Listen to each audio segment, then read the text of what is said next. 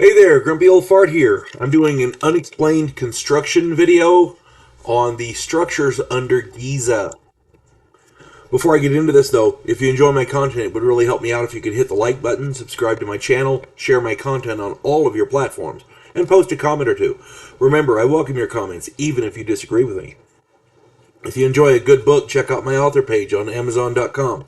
My pen name is H.L. Anderson. You can find all of my books there, including a fun little story about a house in New Orleans where the monsters all hang out. It's called The House Off Farrago Road. Check it out. I hope you like it. Hope you get it. I hope you like it. All right. Researchers using the structures under Giza. Researchers using satellite-based ground-penetrating sensor systems have found remarkable structures under the pyramids of Giza.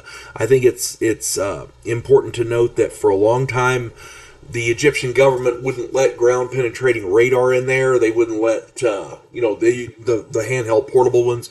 They wouldn't let people dig around there, and rightly so. It is a historic site, and you don't want people messing it up. I get that, but using this satellite-based ground-penetrating sensor system, nothing was disturbed.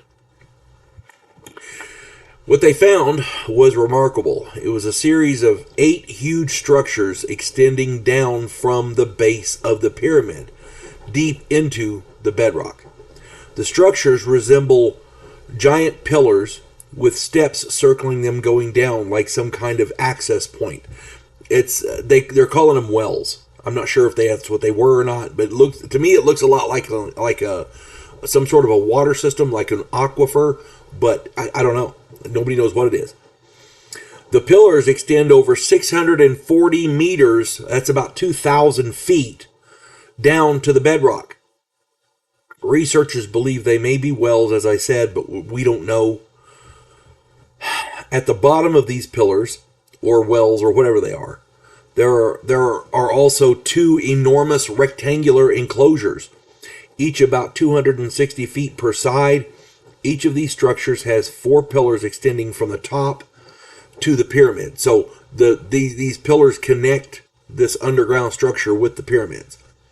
Not only that, but these subsurface scans showed an intricate network of interconnected structures all across the entire Giza plateau, under all of the pyramids for approximately 2 kilometers.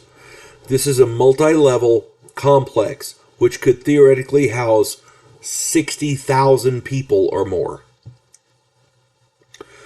The pyramids of Menkaure, Khufu, and Khafre are all connected by this underground complex with an intricate network. Keep in mind, this is a monumental undertaking.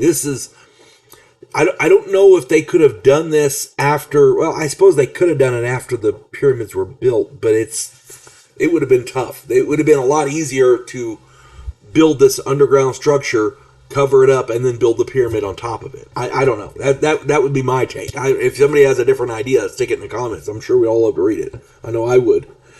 But my contention is it would have been a lot harder to build this underground network of passages and this underground city, for lack of a better word, after you built the pyramids. It would have been easier to build it before. So this has to be very, very old.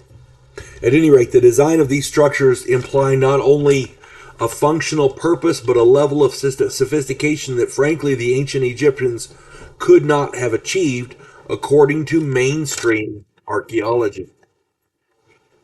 Essentially, the ancient Egyptians built not only one of the most recognized and iconic wonders of the ancient world, the Great Pyramids of Giza, but also an entire underground city connecting them all, 2 kilometers deep.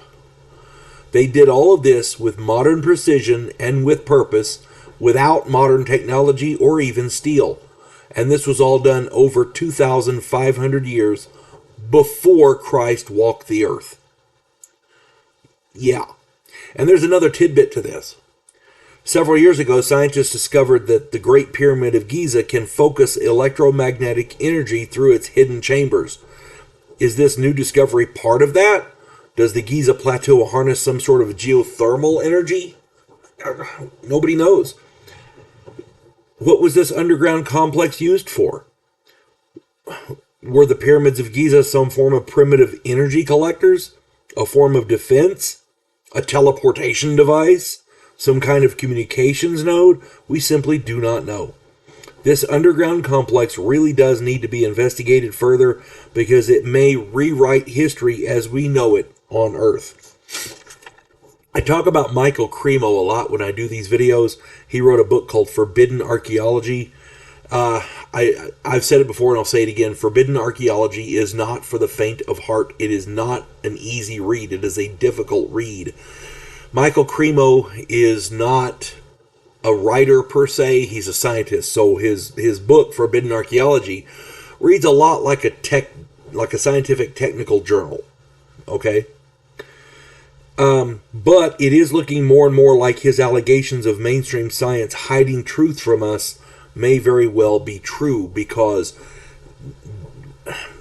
I want to say it was in the 50s. I heard a story about a guy who claimed to have been taken under the pyramids to a great city, and he was taken there by aliens, and everybody thought he was crazy because it was under the pyramids. Well, it's got to be bedrock, right?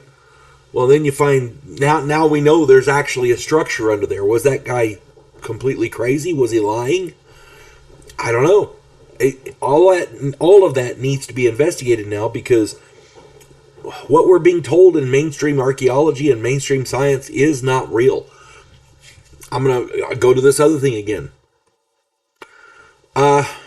We've been lied to so much by the media and by science. Everybody says, trust the science. Well, we can't trust the science. They're liars. They go where the money is. I've said it before and I'll say it again. Climate change is not real. Climate change does exist, but it's not the threat that we're being told. It's a scam to get our money. I've said that over and over and over again, and there's others. But this right here is just more proof that mainstream archaeology, mainstream science is lying to us. Michael Cremo, I think, had this correct. He had this right. You got to get the book Forbidden Archaeology. Again, difficult read, but jaw-dropping. The information in there will blow your mind. If you get a chance, check out, do some research, your own research on these structures under the Giza pyramids. And if you have any other information, more information, different information, maybe I got something wrong, stick it in the comments. I'm not perfect. I'm glad to read that. We're all in this together, people. We're all in this together. Hope this finds everybody well. You folks have a good one. God bless one and all.